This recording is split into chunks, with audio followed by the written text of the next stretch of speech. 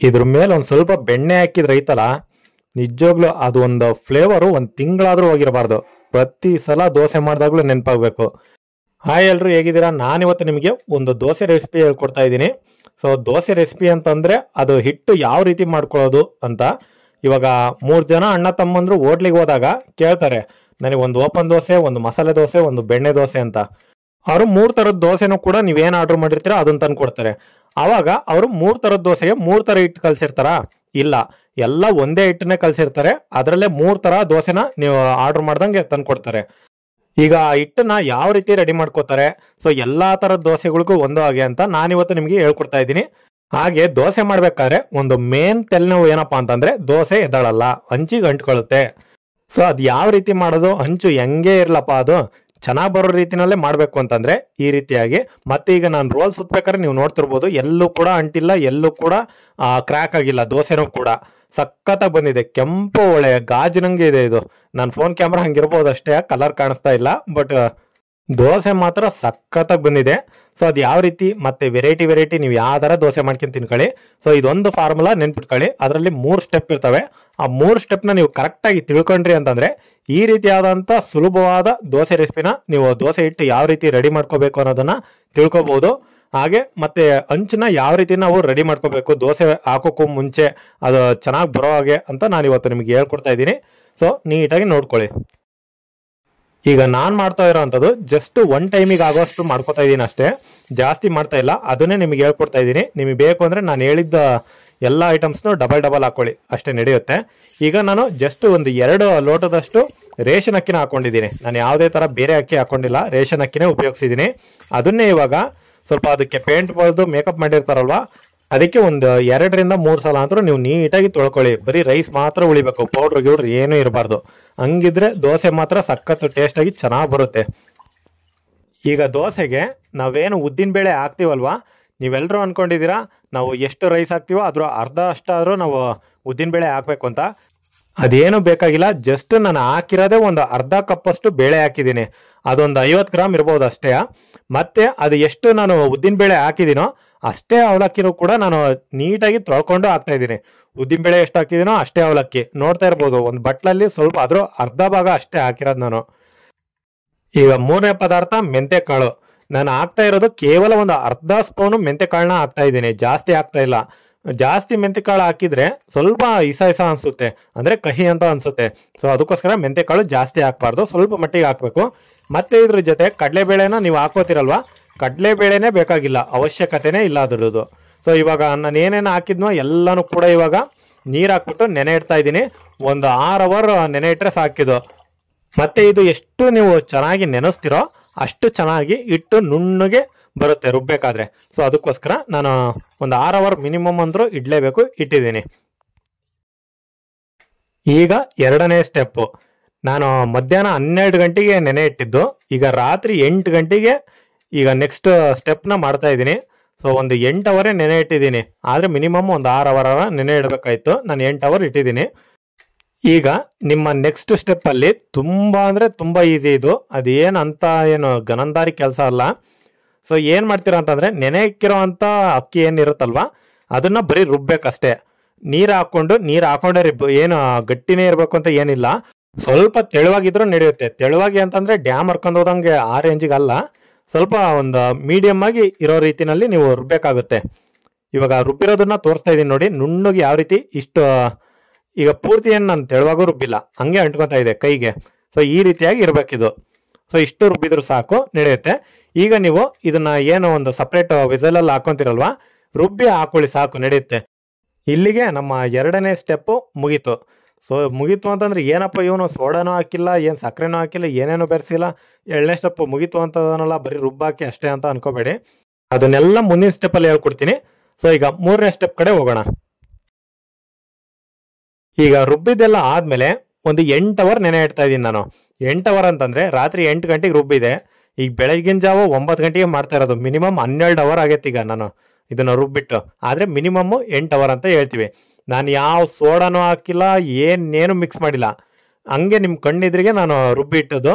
ಬೆಳಗಿನ ಜಾವ ಯಾವ ರೀತಿ ಬಂದಿದೆ ನೋಡಿ ಇದು. ನಾನು ಸೋಡಾ ಹಾಕಿಲ್ಲ, ಏನೂ ಹಾಕಿಲ್ಲ, ಎಷ್ಟು ಚೆನ್ನಾಗಿ ಬಂದಿದೆ ಅಂತ. ಸೊ ಹಿಂಗೆ ಬರಬೇಕಾದ ಹಿಟ್ಟು, ನಾನು ಏನು ಮಾಡಲಿಲ್ಲ ಅಂತಂದ್ರೂ ಕೂಡ. ಈಗ ಇದಕ್ಕೆ ಒಂದು ಸ್ಪೆಷಲ್ ಐಟಮ್ನ ಆ್ಯಡ್ ಮಾಡ್ತಾ ಇದ್ದೀನಿ. ಇದು ಏನಕ್ಕೆ ಆ್ಯಡ್ ಮಾಡ್ತೀನಿ ಅಂತಲೂ ಕೂಡ ಹೇಳ್ತೀನಿ. ನಾನು ಆ್ಯಡ್ ಮಾಡ್ತಾ ಇರೋದು ಏನಪ್ಪ ಅಂತಂದರೆ ಜಸ್ಟ್ ಅಕ್ಕಿ ಹಿಟ್ಟು.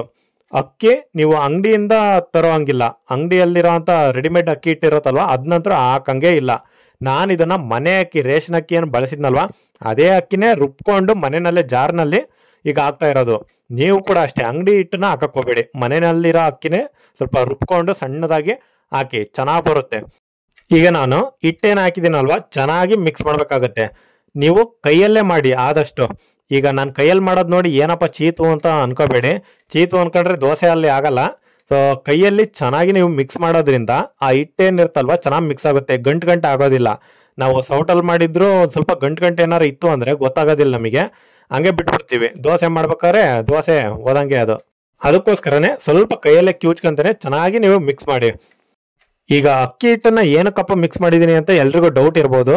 ಈ ಅಕ್ಕಿ ಹಿಟ್ಟು ಮಿಕ್ಸ್ ಮಾಡೋದ್ರಿಂದ ದೋಸೆ ಏನಿರುತ್ತಲ್ವ ಕ್ರಿಸ್ಪಿಯಾಗಿ ಬರುತ್ತೆ. ನೀವು ಹೋಟ್ಲಲ್ಲಿ ಮಾಡಿದಾಗ ಹೋಟ್ಲಲ್ಲಿ ನೀವು ತಿನ್ಬೇಕಾದ್ರೆ ಅನಿಸಿರುತ್ತೆ ಏನಿಷ್ಟು ಗರ್ಗರಿ ಆಗಿದೆ ಅಂತ. ಆ ಗರ್ಗರಿ ಯಾಕೆ ಬರುತ್ತೆ ಅಂತ ಇದೇ ಕಾರಣ. ನಾವು ಮನೇಲಿ ಮಾಡಿದಾಗ ಮೆತ್ತಗೆ ಯಾಕೆ ಬರುತ್ತೆ, ಹೋಟ್ಲಲ್ಲೇ ಗರ್ಗರಿಯಾಗಿ ಅಷ್ಟು ಚೆನ್ನಾಗಿರುತ್ತೆ ಕ್ರಿಸ್ಪಿಯಾಗಿ ಅಂತ ನಿಮಗೆ ಡೌಟ್ ಬಂದಿರುತ್ತೆ ಎಲ್ರಿಗೂ. ಸೊ ಅದಕ್ಕೆ ಕಾರಣನೇ ಈ ಅಕ್ಕಿ ಹಿಟ್ಟು ಹಾಕೋದ್ರಿಂದ ತುಂಬ ಕ್ರಿಸ್ಪಿಯಾಗಿ ಚೆನ್ನಾಗಿ ಬರುತ್ತೆ ಗರ್ಗರಿಯಾಗಿ. ಸೊ ಇವಾಗ ಚೆನ್ನಾಗಿ ಮಿಕ್ಸ್ ಮಾಡ್ತಾ ಇದ್ದೀನಿ. ನೀವು ಇದನ್ನು ಮಾಡಬೇಕಾದ್ರೆ ನೀವು ದೋಸೆ ಏನು ಹಾಕ್ತಿರಲ್ವ ಅದಕ್ಕಿಂತ ಒಂದು 1/4 ಗಂಟೆ ಮುಂಚೆನೇ ಇದನ್ನು ಮಾಡ್ಕೊಳ್ಳಿ. ನೀವು ಏನಕ್ಕೆ ಅಂತಂದರೆ 1/4 ಗಂಟೆ ಅಲ್ಲ, ಒಂದು ಅರ್ಧ ಗಂಟೆ ಮುಂಚೆನೇ ಅಂದ್ಕೊಳ್ಳಿ. ಯಾಕಂದರೆ ಇದನ್ನೆಲ್ಲ ಮಿಕ್ಸ್ ಮಾಡಬೇಕು, ಮತ್ತೆ ಒಂದು 1/4 ಗಂಟೆ ಅಂತೂ ಬಿಡಬೇಕು. ಯಾಕಂದರೆ ನಾವು ಹಾಕಿರೋದೆಲ್ಲ ಒಂದು ಸ್ವಲ್ಪ ಮಟ್ಟಿಗಾರ ಕರಗಬೇಕಲ್ವ. ಸೊ ಅದಕ್ಕೋಸ್ಕರ ಈಗ ನಾನು ತೋರಿಸ್ತಾ ಇದ್ದೀನಲ್ವ, ನೋಡ್ತಾ ಇರಿ ಎಷ್ಟು ಚೆನ್ನಾಗಿ ಮಿಕ್ಸ್ ಆಗಿದೆ ಅಂತ. ಎಲ್ಲೆಲ್ಲೂ ಗಂಟಾಗಿಲ್ಲ, ಏನೂ ಇಲ್ಲ. ಈ ರೀತಿ ಹಿಟ್ಟು ರೆಡಿಯಾಗಿರುತ್ತೆ. ನೀವು ತೆಳ್ಳಗೆ ಯಾಕೆ ಸ್ವಲ್ಪ ರುಬ್ಕೊಂಡ್ರೂ ಪರವಾಗಿಲ್ಲ ಅಂತಂದರೆ ಇದೇ ಕಾರಣಕ್ಕೆ. ಅಕ್ಕಿ ಹಿಟ್ಟು ಮಿಕ್ಸ್ ಮಾಡ್ತೀವಲ್ವ ಸ್ವಲ್ಪ ಗಟ್ಟಿ ಆಗುತ್ತೆ ಅದು ಮತ್ತೆ. ಸೊ ಅದಕ್ಕೋಸ್ಕರ ಮತ್ತೇನಾದ್ರು ಪೂರ್ತಿ ಗಟ್ಟಿ ಆದರೆ ನೀರು ಹಾಕೊಂಡು ಮತ್ತೆ ಮಿಕ್ಸ್ ಮಾಡಿರಿ, ಅಷ್ಟೇ ಮುಗೀತು. ಹಿಟ್ಟೆಲ್ಲ ಚೆನ್ನಾಗಿ ಮಿಕ್ಸ್ ಆದಮೇಲೆ ಇವಾಗ ನೀವು ಸೌಟು ಉಪಯೋಗಿಸ್ಬೋದು. ಈಗ ಇನ್ನೊಂದು ಡೌಟ್ ಏನಪ್ಪ ಅಂತಂದರೆ ದೋಸೆ ಕೆಂಪಗೆ ಹೆಂಗೆ ಬರುತ್ತೆ, ಅಷ್ಟು ಕಲರ್ಫುಲ್ಲಾಗಿ ಹೋಟ್ಲಲ್ಲಿ ಮಾಡಿದಾಗ ನೀವು ನೋಡೇ ಇರ್ತೀರ ಕಲರ್ಫುಲ್ಲಾಗಿರುತ್ತೆ. ಸೊ ನಾವು ಮನೇಲಿ ಮಾಡಿದಾಗ ಬೆಳ್ಳಗಿರುತ್ತೆ. ಸೊ ಏನಕ್ಕೆ ಅಂತಂದರೆ ಈಗ ನಾನು ಅದಕ್ಕೆ ಸಕ್ಕರೆನ ಆ್ಯಡ್ ಮಾಡ್ತಾ ಇದ್ದೀನಿ. ಜಸ್ಟ್ ಬರೀ ಒಂದೇ ಒಂದು ಸ್ಪೂನು, ಜಾಸ್ತಿ ಹಾಕ್ತಾನೆ ಇಲ್ಲ, ಒಂದೇ ಒಂದು ಸ್ಪೂನು ಸಕ್ಕರೆ ಹಾಕಿ. ಏನಕ್ಕೆ ಅಂತಂದರೆ ಸಕ್ಕರೆನ ನೀವು ಪಾನಕ ಮಾಡಿದಾಗ ನೋಡಿರ್ಬೋದು ಕೆಂಪಗಾಗಿರುತ್ತೆ ಅದು ಪಾನಕ. ಸೊ ಅದಕ್ಕೋಸ್ಕರ ನಾವು ಇದನ್ನು ಹಂಚ ಮೇಲೆ ಬೇಯಿಸ್ತೀವಲ್ವ ಅವಾಗ ಸಕ್ಕರೆ ಎಲ್ಲ ಚೆನ್ನಾಗಿ ಕರಗಿ ಕೆಂಪಗಾಗುತ್ತೆ, ಅದು ಕೂಡ ಬೆಂದು. ಸೊ ಆ ಕಲರ್ ಬರೋಕ್ಕೆ ಕಾರಣನೇ ಈ ಸಕ್ಕರೆ. ಸೊ ಅದನ್ನು ಕೂಡ ಮತ್ತೆ ಜಾಸ್ತಿ ಹಾಕೋಕೆ ಹೋಗ್ಬೇಡಿ, ಕಲರ್ ಜಾಸ್ತಿ ಬರಲಿ ಅಂತ. ಮತ್ತೆ ಫುಲ್ಲು ಸ್ವೀಟಾಗಿ ಫುಲ್ಲು ಅಂಟಂಟಾಗ್ಬಿಡುತ್ತೆ ದೋಸೆ ಎಲ್ಲ. ಸೊ ಅದಕ್ಕೋಸ್ಕರ ಒಂದೇ ಒಂದು ಸ್ಪೂನ್ ಹಾಕಿ ಇವಾಗ ಸಕ್ಕರೆ ಒಂಚೂರು ಕರಗೋ ತನಕ ಮಿಕ್ಸ್ ಮಾಡಿ. ಕರಗೋ ತನಕ ಮಾಡಲಿಲ್ಲದ್ರೂ ಪರವಾಗಿಲ್ಲ, ಹೆಂಗೋ ಒಂದು 1/4 ಗಂಟೆ ಬಿಡ್ತೀವಲ್ವ ಅವಾಗ ಕರಗುತ್ತದು. ಸೊ ಈಗ ನಾನು ಅದಕ್ಕೆ ಉಪ್ಪು ಹಾಕಿದೆ, ಉಪ್ಪು ಮಿಸ್ ಆಗಿದೆ, ದಯವಿಟ್ಟು ಕ್ಷಮಿಸಿ. ಅದು ಏನಕ್ಕೆ ಅಂತಂದರೆ ವಿಡಿಯೋ ರೆಕಾರ್ಡಿಂಗಲ್ಲಿ ಮಿಸ್ ಆಗಿದೆ ಅದು. ನಾನು ಉಪ್ಪು ಹಾಕಿ ಒಂದ್ಸಲ ಮಿಕ್ಸ್ ಮಾಡ್ತೀನಿ, ಅದಕ್ಕೆ ಕೆಳಗಡೆ 1 ಸ್ಪೂನ್ ಉಪ್ಪು ಅಂತಾನು ಕೂಡ ಹಾಕಿದ್ದೀನಿ ಇಂಗ್ಲೀಷಲ್ಲಿ. ವಾಶ್ ಮಾಡ್ತೀವಲ್ಲ ಅವಾಗೆಲ್ಲ ಹೊರಟೋಗಿದೆ, ಅದು ಬರ್ಕೊಡ್ತೀನಿ. ಹೌದಾ? ಈಗ ನೀವು ಹಿಟ್ಟೇನಾರ ಭಾಳ ಗಟ್ಟಿ ಆಗೈತೆ ಅಂತಂದರೆ ನೀರು ಮಿಕ್ಸ್ ಮಾಡ್ಕೊಳ್ರಿ. ಹಿಟ್ಟೇನಾರ ಒಂಚೂರು ಇನ್ನೂ ತೆಳ್ಳಗೈತಪ್ಪ ನಮಗೆ ಗಟ್ಟಿನೇ ಬೇಕಾಯಿತು ಅಂತಂದರೆ ಮತ್ತೆ ಒಂದು ಸ್ವಲ್ಪ ಅಕ್ಕಿನ ರುಬ್ಕೊಂಡು ಅದನ್ನ ಹಾಕೊಂಡು ಮಿಕ್ಸ್ ಹೊಡೀರಿ. ಒಳ್ಳೆ ಚೆನ್ನಾಗಿ ಮೀಡಿಯಮಾಗಿ ಬರ್ಬೇಕು ಅದು. ಒಟ್ಟು ಪೂರ್ತಿ ತೆಳುವಾಗೂ ಆಗಬಾರ್ದು, ಪೂರ್ತಿ ಗಟ್ಟಿನೂ ಆಗಬಾರ್ದು. ಈಗ ನಾನು ಕಲಿಸ್ತಾ ಇರ್ಬೇಕಾದ್ರೆ ನೀವೇ ನೋಡ್ತಾ ಇದ್ದೀರಾ ಎಷ್ಟು ಚೆನ್ನಾಗಿದೆ ಅಂತ, ಗಟ್ಟಿ ಒಳ್ಳೆ ಗಮ್ ಥರ ಆಗಿದೆ ಅದು. ಸೊ ಈ ಥರ ಇರ್ಬೇಕು ಚೆನ್ನಾಗಿ. ಹೋಗ್ಲಿ ಇವಾಗಾರ ಒಂಚೂರು ಸೋಡಾ ಮಿಕ್ಸ್ ಮಾಡುವ ಅಂತ ಅನ್ಬೋದು. ಸಾರಿ, ನಿಮ್ಮ ಆಸೆ ನಾನು ನಿರಾಸೆ ಮಾಡ್ತಾ ಇದ್ದೀನಿ. ನಾನು ಸೋಡಾ ಮಿಕ್ಸ್ ಮಾಡೋದೇ ಇಲ್ಲ, ನಮಗೆ ನ್ಯಾಚುರಲ್ ಆಗಿರಬೇಕು. ಸೊ ಇವಾಗ ನಾನು ಯಾವುದೇ ಥರ ಸೋಡಾನು ಕೂಡ ಬಳಸಿಲ್ಲ, ನೀವು ಕೂಡ ಬಳಸೋಕೋಗ್ಬಿಡಿ. ಸೋಡಾ ಹಾಕೋದೇನಕ್ಕೆ ಒಂದು ಸ್ವಲ್ಪ ದೋಸೆಗಳು ಜಾಸ್ತಿ ಬರಲಿ, ಉಬ್ಬಿ ಬರಲಿ ಅನ್ನೋ ಕಾರಣಕ್ಕೆ ಹಾಕ್ತಾರಷ್ಟೇ. ನೋಡೋಕ್ಕೆ ಜಾಸ್ತಿ ಇದೆ ಅನ್ನೋ ಕಾಣಲಿ, ಹೊಟ್ಟೆ ತುಂಬಲಿ ಅನ್ನೋ ಕಾರಣಕ್ಕೆ. ಸೊ ಅದನ್ನು ಹಾಕ್ತೇನೆ ಮಾಡಿ, ಇನ್ನೂ ಒಳ್ಳೇದದು ಸೋಡಾ ಹಾಕ್ಲಿಲ್ಲದ್ದು. ಸೊ ಇವಾಗ ನೆಕ್ಸ್ಟ್ ನಾವೀಗ ಏನು ಮಾಡ್ಬೇಕಪ್ಪ ಅಂತಂದರೆ ಒಂದು ಹಂಚಿಟ್ಟು ದೋಸೆ ಹುಯ್ಯೋದೆ. ಈಗ ಹಂಚಿನಲ್ಲಿ ಎದಳ್ಳಿಲ್ಲಂಗೆ ಯಾವ ರೀತಿ ಮಾಡೋದಪ್ಪ, ಅಂಟ್ಕೊಂಡ್ಬಾರ್ದು ಒಟ್ಟು ಹಂಚಿಗೆ.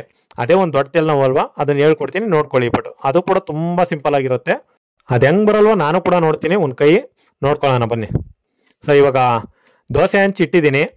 ಫಸ್ಟ್ ನೀವೇನು ಮಾಡ್ಬೇಕಪ್ಪ ಅಂತಂದರೆ ಫುಲ್ಲು ಹೈ ಫ್ಲೇಮ್ ಇಟ್ಕೊಳಂಗಿಲ್ಲ, ಲೋ ಫ್ಲೇಮಲ್ಲೇ ಇಟ್ಕೊಂಡು ಎಷ್ಟು ಸಾಧ್ಯ ಆಗುತ್ತೋ ಅಷ್ಟು ಸಲ ನೀವು ನೀರನ್ನ ಈ ರೀತಿ ಸಿಮಿಸ್ಬೇಕಾಗುತ್ತೆ.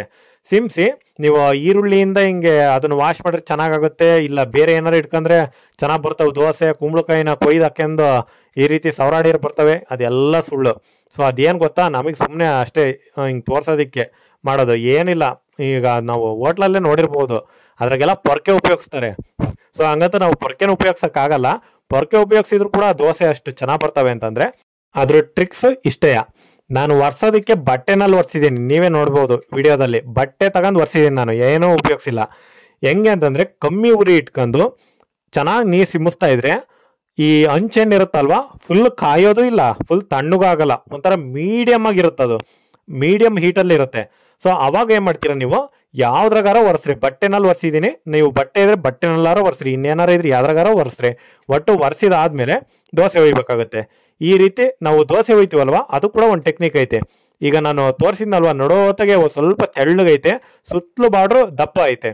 ಸೊ ಈ ಥರ ಮಾಡಿದಾಗ ದೋಸೆ ಚೆನ್ನಾಗಿ ಎದ್ದೇಳುತ್ತೆ.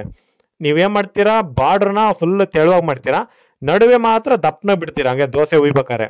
ಆ ಹಿಟ್ಟು ಬಾರ್ಡ್ರಲ್ಲಿ ದಪ್ಪ ಇರಬೇಕು, ಸೆಂಟ್ರಲ್ಲಿ ಈ ರೀತಿ ರೋಲ್ ಆಕಾರದಲ್ಲಿ ತೆಳ್ಳಗಿರ್ಬೇಕು. ಅವಾಗೈತಲ್ವ ಚೆನ್ನಾಗಿ ಬಿಟ್ಕೊಳ್ಳುತ್ತೆ. ಈಗ ನೋಡ್ತಾ ಇರ್ಬೋದು ನೀವು ಸ್ಟಾರ್ಟಿಂಗು ನೀರು ಹೊಡಿಬೇಕಾದ್ರೆ ಒಂದು ಸ್ವಲ್ಪ ಲೋ ಫ್ಲೇಮಲ್ಲಿ ಇಟ್ಟಿರ್ತೀರಿ, ಯಾಕಂದರೆ ಹಂಚು ಮೀಡಿಯಮ್ ಆಗಿರಲಿ ಅಂತ. ಈಗ ದೋಸೆನ ಉಯ್ದಾದ್ಮೇಲೆ ಸ್ವಲ್ಪ ಹೈ ಫ್ಲೇಮ್ ಇಟ್ಕೊಳ್ಳಿ, ನಡೆಯುತ್ತೆ.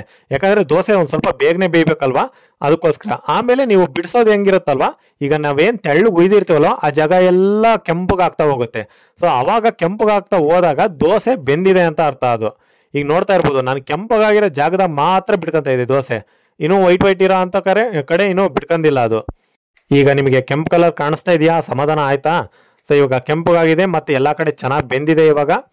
ಇವಾಗ ನೋಡಿ ದೋಸೆ ಎಷ್ಟು ಪರ್ಫೆಕ್ಟಾಗಿ ಬಿಟ್ಕೊಂತು ಅಂತ, ಎಲ್ಲೂ ಅಂಟ್ಕೊಳ್ಳಿಲ್ಲ. ಫಸ್ಟ್ನೇ ದೋಸೆ ನಾನು ಹಾಕಿರೋದು, ಮತ್ತೆ ಒಂದು 2-3 ದೋಸೆ ಆದಮೇಲೂ ಕೂಡ ಅಲ್ಲ ತೋರಿಸ್ತಾ ಇರೋದು. ಸೊ ಇಷ್ಟ ಆದರೆ ಸಾಕು. ನಡುವೆ ಈಗ ರೋಲ್ ಮಾಡೋದು ಯಾವ ರೀತಿ ಅಂತಂದರೆ, ನಡುವೆ ನಾವು ಒಂದು ಸ್ವಲ್ಪ ಆಲೂಗೆಡ್ಡೆ ಪಲ್ಯ ಹಾಕ್ಕೊಂಡು ರೋಲ್ ಮಾಡಿ ಕಣ್ಣೆಸರು ಬಿಡಂಗೆ ಕೊಡ್ತಾರೆ ಹೋಟ್ಲನಲ್ಲಿ. ಸೊ ನಾವು ಮನೆಯಲ್ಲೇ ಮಾಡೋದಲ್ವಾ, ಸೊ ಹಂಗೆ ಫ್ಲಾಟಾಗೆ ಎತ್ತೀವಿ. ನಾನು ನಿಮಗೆ ತೋರ್ಸೋಕ್ಕೋಸ್ಕರ ಒಂಚೂರು ಚೆನ್ನಾಗಿ ಕಾಣಲಿ ಅಂತ ಈ ರೀತಿ ರೋಲ್ ಮಾಡ್ತಾ ಇದ್ದೀನಿ ಅಷ್ಟೇ. ನಾನು ಮಾಡಿರೋದು ಒಂದು ನಾರ್ಮಲ್ ದೋಸೆ, ಯಾವುದೇ ಥರ ಮಸಾಲೆ ಬೆಣ್ಣೆ ಏನೂ ಮಾಡಿಲ್ಲ ನಾನು. ನನಗೆ ದೋಸೆ ತಿನ್ನಬೇಕು ಅನಿಸಿತ್ತು, ಒಂದು ವೀಡಿಯೋ ಮಾಡಬೇಕಾಯ್ತು ಅನಿಸಿತ್ತು, ಅದಕ್ಕೋಸ್ಕರ ಮಾಡ್ಕೊಂಡಿರೋದು. ಯಾವುದೇ ಥರ ಮಸಾಲೆ ಮತ್ತು ಬೆಣ್ಣೆ ಏನೂ ಹಾಕೊಂಡಿಲ್ಲ. ನೋಡ್ತಾ ಇರ್ಬೋದು ಎಷ್ಟು ಚೆನ್ನಾಗಿ ಬಂದಿದೆ ಅಂತ. ಕಲರ್ ಕೂಡ ಏನೋ ಕ್ಯಾಮ್ರಾ ಎಫೆಕ್ಟು ಒಂಚೂರು ಕಮ್ಮಿ ಇದೆ, ಹಂಗಾಗಿ ಕಲರ್ ಕಾಣಿಸ್ತಾ ಇಲ್ಲ. ಅದ್ರ ಜೊತೆಗೆ ಒಂದು ಸ್ವಲ್ಪ ಕಡಲೆ ಹಿಟ್ಟು ಹಾಕಿ ಓಪನ್ ದೋಸೆನೂ ಮಾಡ್ಕೊಂಡಿದ್ದೀನಿ ನಾನು. ಕಡಲೆ ಹಿಟ್ಟು ಉಳಿದದ್ದು ಹೋದ್ಸಲ ದೋಸೆ ಮಾಡಿದಾಗ ಅದನ್ನೇ ಹಾಕ್ಯಂತ ಇದ್ದೀನಿ ಅಷ್ಟೇ, ಓಪನ್ ದೋಸೆ ಥರ. ನೀವು ಯಾವ ರೀತಿನಾರು ದೋಸೆ ಮಾಡ್ಕೊಳ್ಳಿ, ಪರ್ಫೆಕ್ಟಾಗಿ ಬರುತ್ತೆ ಈ ರೀತಿಯಾಗಿ ನೀವು ಹಿಟ್ಟನ್ನ ರೆಡಿ ಮಾಡಿಕೊಂಡ್ರೆ. ಸೊ ಈ ರೆಸಿಪಿ ನಿಮಗೆಲ್ಲ ಇಷ್ಟ ಆಗಿದ್ರೆ ದಯವಿಟ್ಟು ನನ್ನ ಚಾನಲ್ಗೆ ಸಬ್ಸ್ಕ್ರೈಬ್ ಆಗಿ ನನ್ನನ್ನು ಕೂಡ ಬೆಳೆಸಿ. So thanks for watching.